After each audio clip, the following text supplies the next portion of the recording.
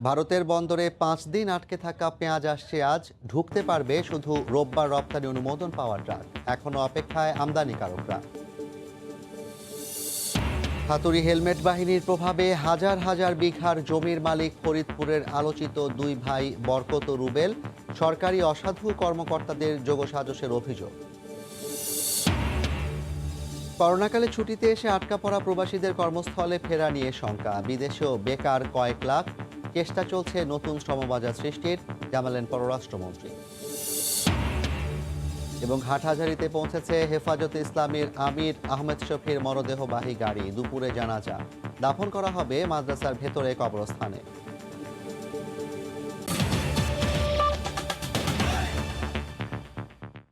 সময় সংবাদের সঙ্গে আছি আমি জাফর সাদিক।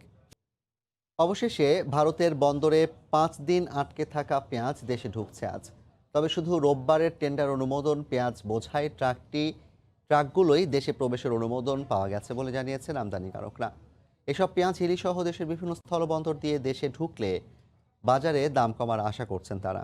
ভারতে বাণিজ্য মন্ত্রণালয়ের পাঠানো এক চিঠিতে পেঁয়াজ রপ্তানির বিষয়টি নিশ্চিত করা হয়। ওই চিঠির বরাত দিয়ে পেঁয়াজ আমদানিকারক হারুনুর রশিদ জানান, আগের খোলা ঋণপত্রের বিপরীতে সীমান্তের ওপারে আটকা পড়া শুধুমাত্র রোববারের ট্রাকগুলোই বাংলাদেশে প্রবেশের অনুমতি দিয়েছে দেশটির বাণিজ্য মন্ত্রণালয়। প্রবেশের অপেক্ষায় রয়েছে অন্তত 200 পেঁয়াজ ভর্তি ট্রাক। এসব পেঁয়াজ নষ্ট হচ্ছে বলে আমদানিকারকরা অভিযোগ করে আসছেন। এদিকে বাণিজ্য মন্ত্রণালয়ের চিঠি পাওয়ায় সাতক্ষীরা ও বেনাপোল স্থলবন্দর দিয়েও আজ দেশে পেঁয়াজের ট্রাক আসবে বলে জানিয়েছেন বন্দর কর্তৃপক্ষ।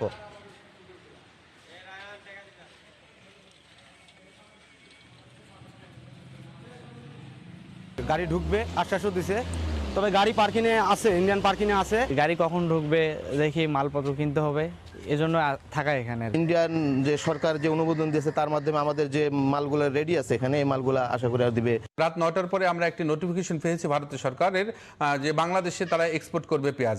কিন্তু গত রবিবারে যে টেন্ডারটি হয়েছে, যে টেন্ডারের এগনেস্টে যে পেঁয়াজগুলো আছে সেটাই শুধু এক্সপোর্ট করবে, কিন্তু আমরা সেটাতে নারাজ হয়েছি। এই মুহূর্তে হিলি স্থলবন্দরে আছেন সহকর্মী শফিকুল ইসলাম শফিক এবং সোনা মসজিদ স্থলবন্দরে আছেন রিপোর্টার রাকিবুল হাসান। বিস্তারিত জানতে সরাসরি যাব তাদের কাছে। প্রথমেই যাচ্ছি শফিকের কাছে। শফিক, ধন্যবাদ জাফর। গত 5 দিন ধরে কিন্তু মৌখিক এক নির্দেশনা থাকলেও গতকাল রাত্রেই কিন্তু একটা লিখিত অনুমোদন পেয়েছে ভারতীয় ব্যবসায়ীরা, এবং সে পরিপত্র কিন্তু আমাদের বাংলাদেশের আমদানিকারকরা কিন্তু ইতিমধ্যে হাতে পেয়েছে। আমরা সকাল থেকে কিন্তু অপেক্ষা করছি যে ওই যে পেঁয়াজের ট্রাকগুলি কখন আমদানি হবে, সেই অপেক্ষা কিন্তু আমরা গণমাধ্যম কর্মীরা, বিশেষ করে এখানে আমদানিকারক এবং বিভিন্ন দূর দূরান্ত থেকে কিন্তু এখানে পাইকাররা আসছেন কিন্তু সে পেঁয়াজগুলি কেনার জন্য, যেহেতু পেঁয়াজের ব্যাপক একটা চাহিদা রয়েছে। আর সবথেকে বড় কথা হচ্ছে ব্যবসায়ীদের মধ্যে কিন্তু একটা আতঙ্ক বিরাজ করছে, তার একটা হতাশার মধ্যে, যে দীর্ঘ 5 দিন ধরে কিন্তু ভারতের অভ্যন্তরে ট্রাকগুলি দাঁড়িয়ে আছে, বৃষ্টি এবং গরমের কারণে তিরপল বাঁধা আছে। তারপরে এই পণ্যগুলি কিন্তু দেখা যাচ্ছে যে ভারতের নাসিক, পাটনা, বিভিন্ন মহারাষ্ট্র থেকে আরও 7 দিন আগে কিন্তু লোডিং করা আছে। সব কিছু মিলে পেঁয়াজগুলি কিন্তু ওদের আগ্রহে আমদানিকারকরা হয়তো পেঁয়াজগুলি ঢুকবে আশায় কিন্তু এখানে আছেন। বিশেষ করে আমদানিকারকদের সাথে কথা বলেছিলাম, তারা ভারতের ব্যবসায়ীর সাথে কথা বলছেন, তারাও কিন্তু ট্রাকগুলিকে দাঁড় করে রাখছে। কিন্তু এখানে একটা বিষয় দাঁড়িয়েছে যে ভারতের যে সময়, যে কাস্টম চেঞ্জ, তারা কিন্তু 10টা মানে আমাদের 10:30টার পর তারা কিন্তু অফিস খোলার কারণে মূলত এখনও বাণিজ্য শুরু হয়নি, আমদানি রপ্তানি এখনও শুরু হয়নি। তো আসলে শুরু হলে আমরা জানতে পারবো কী পরিমাণ এখানে পেঁয়াজ আছে। ইতিমধ্যে কিন্তু পেঁয়াজ আমদানি হবে এই কথাতেই কিন্তু অলরেডি পেঁয়াজের দাম কিন্তু অনেকটাই কমে গেছে। এখানে ব্যবসায়ীরা বলছেন যে পেঁয়াজগুলি কী পরিমাণ আসবে আমরা জানতে চেয়েছিলাম, তারা আমাদেরকে বলছেন যে পেঁয়াজগুলি আসলে কতটুকু টেন্ডার হয়েছে তারা কিন্তু এখনও জানে না। তবে তারা একটা কথা বলেছেন যে ভারতের অভ্যন্তরে 200 ট্রাক দাঁড়িয়ে আছে, পেঁয়াজ বোঝাই ট্রাক, যে ট্রাকগুলি কিন্তু সব হয়তো ঢুকলে তারা বলতে পারবে কী পরিমাণ টেন্ডার হয়েছে। তাদের পক্ষ থেকে একটা কথা বলা হয়েছে যে কালকে যে পরিপত্র বাণিজ্য মন্ত্রণালয়ে দেওয়া হয়েছে সেখানে কিন্তু বলা হয়েছে যে রবিবারের টেন্ডারকৃত পণ্যগুলি শুধুমাত্র তারা ছাড় করবে ভারতীয় কাস্টম, তার বাইরে করবে না। তো আমাদের আমদানিকারকরা দাবি জানিয়েছেন যে 200 ট্রাক কিন্তু দেওয়া হয়। তো আমার হিলিস্থল বন্দর থেকে আমাকে সর্বশেষ আমাদের চাঁপাইনবাবগঞ্জে আমাদের এক সহকর্মী আছে, ওখানে রাখি বলেছেন, আমরা তার কাছে জানবো সর্বশেষ খবর। রাকিবুল। শফিক, আপনাকে ধন্যবাদ। ভারতে আটকে পড়া বাংলাদেশি ব্যবসায়ীদের যে পেঁয়াজ আজকে ভারত সরকার ছাড় দিবে এই প্রসঙ্গে জানিয়েছে, সেই বিষয়ে কিন্তু বাংলাদেশের প্রত্যেকটি বন্দর থেকে যে পেঁয়াজ আসার কথা সেটি আমরা চাঁপাইনবাবগঞ্জের যে সোনা মসজিদ স্থল বন্দর সেখানে এসেছি এবং সেখানে আসার পরে এখনও 10টা প্রায় 5 বেজেছে। এখন পর্যন্ত কিন্তু ভারত থেকে কোনো ট্রাক, পেঁয়াজের ট্রাক বা কোনো পণ্যবাহী ট্রাক সোনা মসজিদ স্থল বন্দরে এখন পর্যন্ত প্রবেশ করেনি। আমরা স্থানীয় যে C&F ব্যবসায়ী নেতারা আছে তাদের সাথে কথা বলছিলাম। তারা আমাদেরকে যেটি জানিয়েছে যে সোনা মসজিদ স্থলবন্দরে সাধারণত 10:30 থেকে 11টার পর তাদের কার্যক্রম শুরু হয় এবং এরপরেই আসলে পেঁয়াজের ট্রাক প্রবেশ করছে কিনা সেই বিষয়টি তারা জানতে পারবেন। এবং এই সোনা মসজিদ স্থলবন্দরের ঠিক উল্টো দিকে ভারতের যে মাহাদীপুর স্থলবন্দর আছে সেইখানকার যিনি C&F নেতা শ্রী ভূপতি মণ্ডল, তার সাথে আমরা কথা বলে যতটুকু জানতে পেরেছি তিনি বলেছেন যে এখন পর্যন্ত কিন্তু ভারত সরকারের লিখিত কোনো চিঠি তারা পাননি যে আসলে পেঁয়াজ বাংলাদেশে ছাড় করা হবে, তবে তারা মৌখিকভাবে নির্দেশনা যেটি পেয়েছেন সেই প্রেক্ষিতে আজকে তারা পেঁয়াজের ট্রাকগুলো বাংলাদেশে ছাড় দিবেন বলে জানিয়েছেন। এছাড়া মাহাদীপুর বন্দর থেকে যে সমস্ত ট্রাকের চালকরা এই বাংলাদেশে এসেছেন তাদের থেকে আমরা কথা বলে যেটি জানতে পেরেছি যে মাহাদীপুরে এখন পর্যন্ত প্রায় 300 থেকে 350 ট্রাক শুধুমাত্র পেঁয়াজের ট্রাক সেখানে আছে এবং ভারত সরকার যে বিবেচনা আসলে সেগুলো ছেড়ে দিবে বলেছেন সেগুলো হচ্ছে পেঁয়াজ। এই অঞ্চলে কিন্তু বৃষ্টি হচ্ছে এবং যে ভ্যাপসা গরম, সেই ক্ষেত্রে আসলে পেঁয়াজ নষ্ট হয়ে যেতে পারে, সেটা থেকে রোধ করার জন্য আসলে পেঁয়াজগুলো ছাড় দেওয়া হবে। এবং এই কারণে বাংলাদেশি যারা ব্যবসায়ী আছেন, যারা ইম্পোর্টার তারা কিন্তু বলছেন যে আসলে এটি তাদের জন্য একটি সুখবর। এবং তবে এখন পর্যন্ত তারা যেহেতু কোনো ট্রাকের ছাড়পত্র পাননি, সেক্ষেত্রে তারা অপেক্ষায় আছেন যে আসলে কখন ভারত বা মাহাদীপুর বন্দর সেটি ছাড় দেয় এবং সেটি আসে। তো সেই ক্ষেত্রে এখনও পর্যন্ত আমরা যেটি লক্ষ্য করছি যে সোনা মসজিদ স্থলবন্দর দিয়ে কোনো ধরনের পেঁয়াজের ট্রাক এখনও পর্যন্ত প্রবেশ করেনি। তবে ব্যবসায়ীরা আশাবাদী যে আজকে সারাদিনের মধ্যে এবং 11টার পরে আসলে ভারত থেকে পেঁয়াজ বাংলাদেশে ঢুকতে পারে এবং সেটির অপেক্ষায় ব্যবসায়ীরা আছেন। তো জাফর, সোনা মসজিদ স্থলবন্দর থেকে এই ছিল আমার কাছে সর্বশেষ। ভারতে আটকে পড়া পেঁয়াজের চালানগুলো দেশে প্রবেশের সম্ভাবনা দেখা দিয়েছে সে খবর জানাতে হিল স্থলবন্দর থেকে যুক্ত হয়েছিলেন সহকর্মী শফিকুল ইসলাম শফিক এবং সোনা মসজিদ স্থলবন্দর থেকে যুক্ত হয়েছিলেন রিপোর্টার রাকিবুল হাসান। জমি দিবি নাকি দখল করব, এমন হুমকি দিয়েই কয়েক হাজার বিঘা জমির মালিক হয়েছেন ফরিদপুরের আলোচিত দুই ভাই বরকত ও রুবেল। হাতুড়ি ও হেলমেট বাহিনীর প্রভাবে বাগিয়েছেন হাজার হাজার কোটি টাকা মূল্যের টেন্ডার। এই দুটি ক্ষেত্রেই যোগসাজশ রয়েছে ভূমি অফিস ও LGEDর অসাধু কর্মকর্তার। CID বলছে আসামিদের জিজ্ঞাসাবাদে আরও 25 জনের নাম এসেছে। কমিশনভোগী গডফাদারদের তথ্যও দিয়েছেন তারা। আফজাল হোসেনের রিপোর্ট।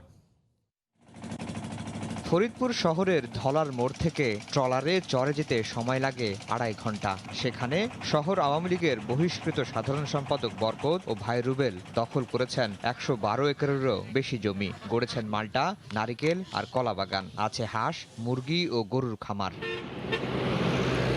শহরের বাইপাস সড়কের দুই পাশে যেদিকে দুচোখ যায় শত শত একর জমির মালিক বনে গেছেন রুবেল ও বরকত। কোনো জমি কিনেছেন পানির দামে, আবার কোনোটা জোর করে হেবা দলিল করিয়ে।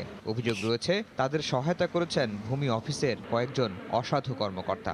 SB ট্রেডার্স করছে, তারপর গাড়ি গুড়ি আছে। বরকত মিয়ার নামে তো সব আছে। বরকত মিয়ার হসুরির নামে আছে, হাসুরির নামে আছে, হালার বউ নামে আছে, হালাগো নামে আছে। দেখা যাইতেছে যে সেই সম্পদের পরিমাণ জমি হইল 12,000 বিঘা।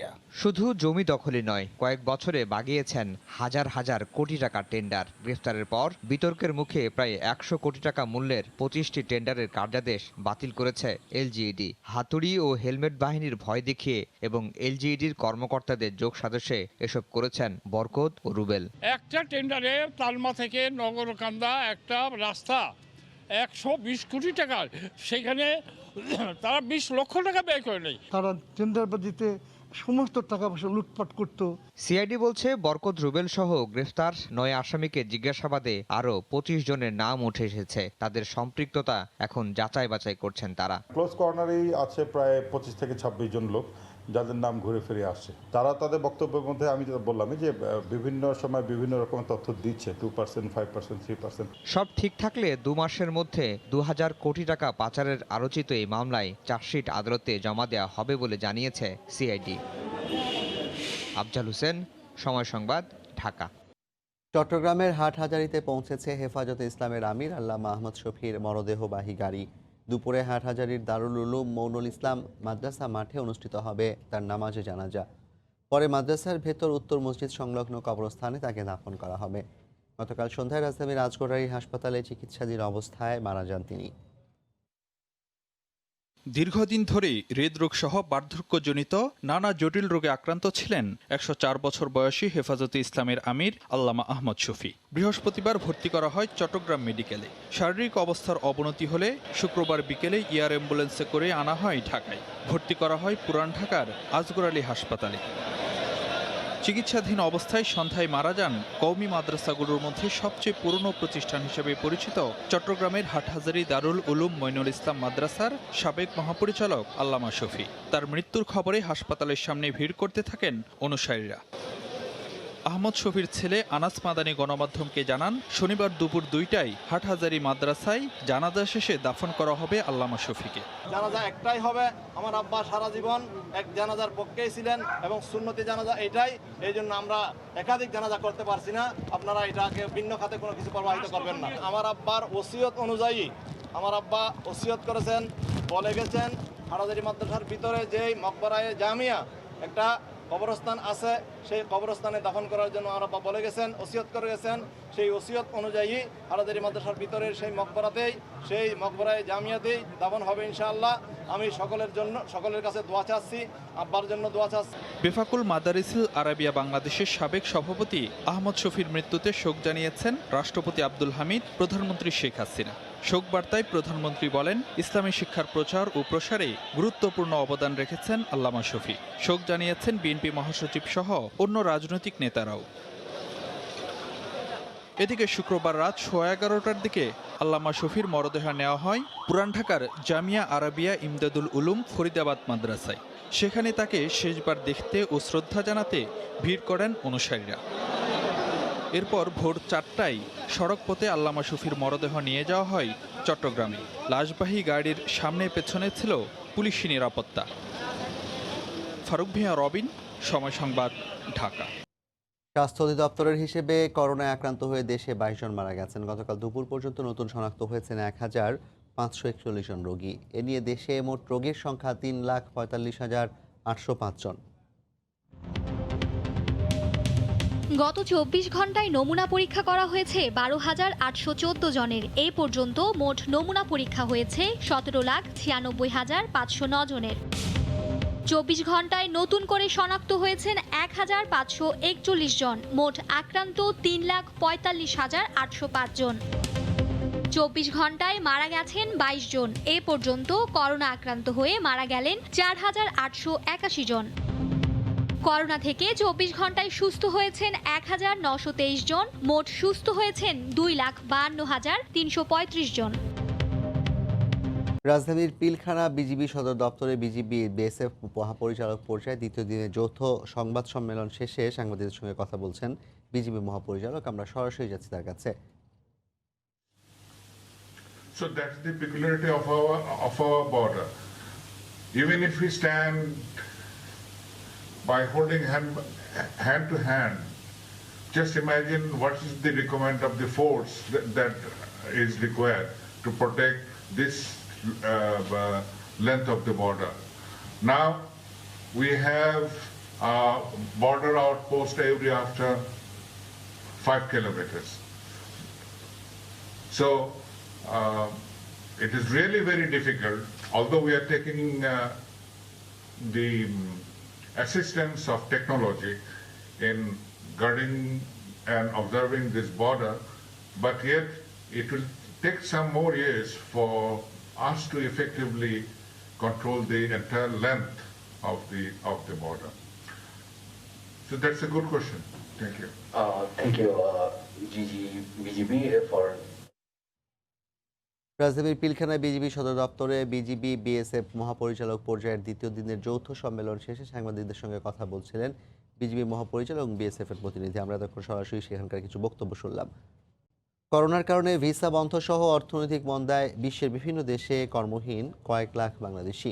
স্মরণকালের সবচেয়ে ভয়াবহ সংকটে শ্রমবাজার। বিশ্লেষকরা বলছেন ক্ষতি কাটিয়ে উঠতে কৃষি ও খাদ্য উৎপাদনে দক্ষ শ্রমশক্তি গড়ে তুলতে হবে এখনই। আর পররাষ্ট্রমন্ত্রী জানান স্বল্প সময়ের মধ্যে ইউরোপ, আমেরিকা ও আফ্রিকার বাজার তৈরির চেষ্টা চলছে। বিস্তারিত সৈয়দ ইফতেখারের রিপোর্টে। আমাদের কাছে টাকা নাই, কোম্পানি বেতন দেয় না, দেশে যে যাবো, দেশে যাওয়ার পরে কাজের কোনো নিশ্চয়তা নাই। করোনা ওলটপালট করে দিয়েছে মালদ্বীপ প্রবাসী আরিফুল ইসলামের মতো এমন অসংখ্য বাংলাদেশির স্বপ্ন।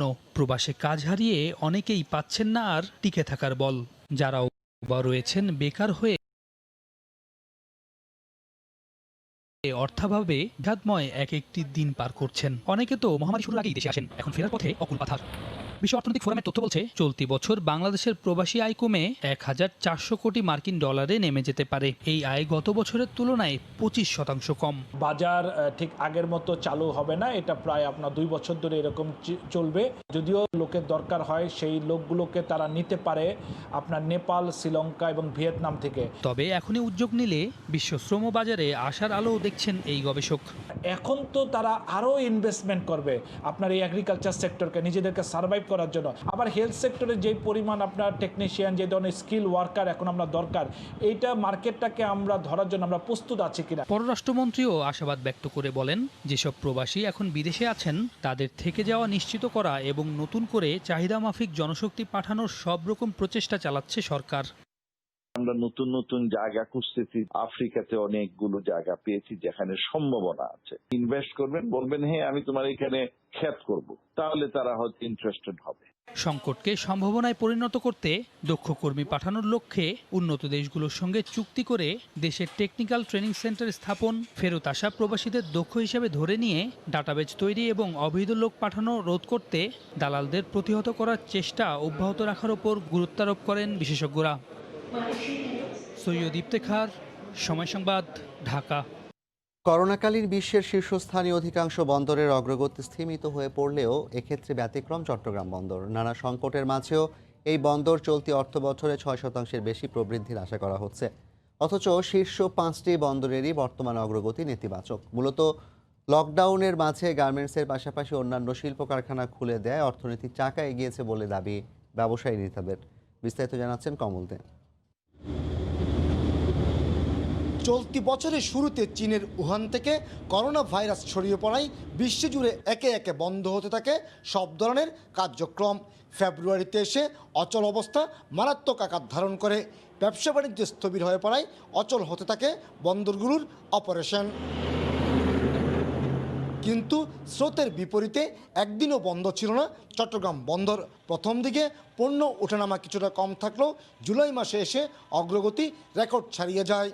ইম্পোর্ট বেড়েছে, এক্সপোর্টও বেড়েছে, যার ফলে আমাদের জুলাইতে রেকর্ড হয়েছে এবং এখনও আমরা যে প্রবৃদ্ধি আমাদের পজিটিভ গ্রোথ রেট হবে। গার্মেন্টসগুলো খোলা ছিল প্রধানমন্ত্রীর বিবেচনায়, তো সেই ক্ষেত্রে আমরা এটার প্লাস গ্রোথ দেখতে পাচ্ছি। ব্যবসায়ীদের দাবি, লকডাউন চলাকালে গার্মেন্টস ব্যবসায়ীদের সাহসী সিদ্ধান্তে বাংলাদেশের অর্থনীতির গতি সচল রয়েছে।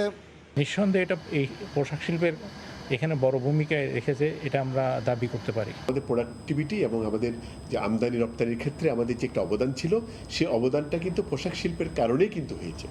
এর মাঝে গতিশীলতাকে কাজে লাগিয়ে লয়েড লিস্টে বিশ্বের 100 শীর্ষ বন্দরের মধ্যে 6 ধাপ এগিয়ে চট্টগ্রাম বন্দর চলে আসে 58তম স্থানে। গত 2 মাসে বন্দরে কন্টেনার হ্যান্ডেলিং হয়েছে 4,75,000 টিউএস। এছাড়া পণ্যবাহী জাহাজ এসেছে 568টি। মানুষ তার কাজের মধ্যে ছিল এবং প্রত্যেকটা সেক্টরে মানুষ তার কাজটা করেছে। চট্টগ্রাম বন্দরের রপ্তানি বেড়েছে এবং আমদানিও ইনশাল্লাহ চট্টগ্রাম বন্দরে অনেক বেড়ে গেছে। দেশের আমদানি রপ্তানি বাণিজ্যের 92% সম্পন্ন হয় এই বন্দর দিয়েই, যার মাধ্যমে বছরের রাজস্ব আয়ের পরিমাণ 60,000 কোটি টাকার বেশি। কমল দে, সময় সংবাদ, চট্টগ্রাম। গাজীপুরে মালবাহী ট্রেনের বগি লাইনচ্যুত হওয়ার 7 ঘন্টা পর আবারও রেল যোগাযোগ স্বাভাবিক হয়েছে। রেল কর্তৃপক্ষ জানায় গত রাত 1:30টার দিকে ঢাকা থেকে ছেড়ে আসা মালবাহী একটি ট্রেন উত্তরবঙ্গের দিকে যাচ্ছিল। পথে মৌচাক স্টেশনে পৌঁছালে ইঞ্জিনের রড ভেঙে দুটি বগি লাইনচ্যুত হয়। এতে রেল রুটের বেশ কিছু ক্লিপও ভেঙে যায়। ফলে ঢাকার সঙ্গে উত্তরবঙ্গের রেল যোগাযোগ বন্ধ হয়ে যায়। মধ্যরাত থেকে বিভিন্ন স্টেশনে আন্তনগর এক্সপ্রেস ট্রেনগুলো আটকে পড়ায় দুর্ভোগে পড়েন যাত্রীরা। খবর পেয়ে উদ্ধারকারী ট্রেন গিয়ে রেল লাইন মেরামত এবং লাইনচ্যুত ট্রেন সরিয়ে ফেলার কাজ শুরু করে। দীর্ঘ 7 ঘন্টা পর পুনরায় স্বাভাবিক হয় ট্রেন চলাচল। চাকার সাথে বেঁধে বেঁধে ক্লিপগুলো ছুটে গেছিল। সেই ক্লিপগুলো আমরা আবার স্যাররে জানাইছি, স্যার সাথে সাথে আসিয়া লোকজন দিয়ে ঠিক করে লাইছে। এখন 7 ঘন্টা পরে রেল স্বাভাবিক হয়ে গেছে। এ পর্যায়ে শীর্ষ সংবাদ জানিয়ে দিচ্ছি আরেকবার। ভারতের বন্দরে 5 দিন আটকে থাকা পেঁয়াজ আসছে আজ। ঢুকতে পারবে শুধু রোববার রপ্তানি অনুমোদন পাওয়া ট্রাক। এখনো অপেক্ষায় আমদানিকারকরা। এবং হাটহাজারীতে পৌঁছেছে হেফাজতে ইসলামের আমির আহমদ শফির মরদেহবাহী গাড়ি। দুপুরে জানাজা দাফন করা হবে মাদ্রাসার ভেতরে কবরস্থানে। এই ছিল এখনকার মতো। সঙ্গে থাকুন সময়।